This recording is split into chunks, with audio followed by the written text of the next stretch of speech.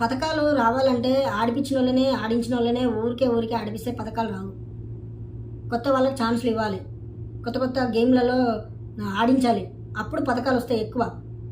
అందులో 100 గేమ్స్ ఒక 100 రకాల గేమ్స్ ఉంటే అందులో 2-3 గేమ్స్లలో పార్టిసిపేట్ చేయడం కాదు, చాలా గేమ్స్లో అన్నిట్లలో 100కి 100 గేమ్స్లలో పార్టిసిపేట్ చేస్తేనే అప్పుడు ఏమైనా అవకాశాలు ఉంటాయి. అంతేగాని ఒకటి ఆడిన గేమ్లలోనే ఆడుకుంటూ పోతే రావు. ఒక్కోసారి ఓడిపోవాల్సి వస్తుంది. మళ్ళీ ఆ పాతలోనే కాకుండా కొత్త వాళ్ళకు కూడా ప్రోత్సాహం ఇవ్వాలి, అప్పుడు ముందుకు వస్తుంది.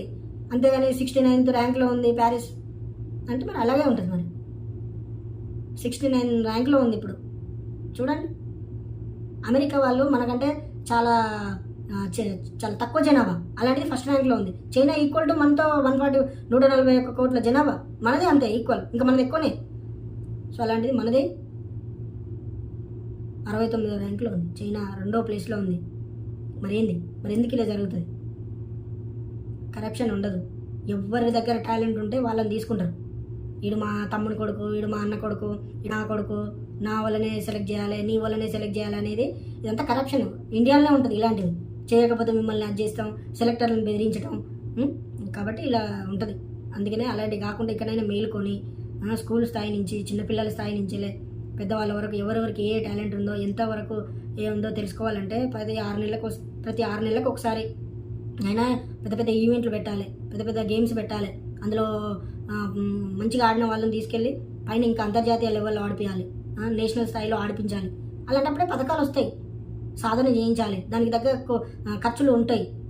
గవర్నమెంట్ నుంచి ఫండ్స్ రావాలా, వేరే వేరే వాటికి పెట్టడం కాదు. ఇలాంటి వాటి మీద దృష్టి సాధించకనే ఇలా లాస్ట్లో ఉంటుంది. మళ్ళీ ఏమన్నా చూస్తే పాయింట్ల పట్టికలో 69వ స్థానంలో ఉంది ఎట్లా అని అంటే ఎడంగా వస్తాయి మెడల్స్, ఊరికనే వస్తాయి. తయారుగా తీసుకొచ్చి చేతిలో పెడతారు. భారతం పేరు చెప్పగానే ఎవరు ఇయ్యరు. కొన్నిట్లలోనే మన వాళ్ళు ఆడగలుగుతున్నారు.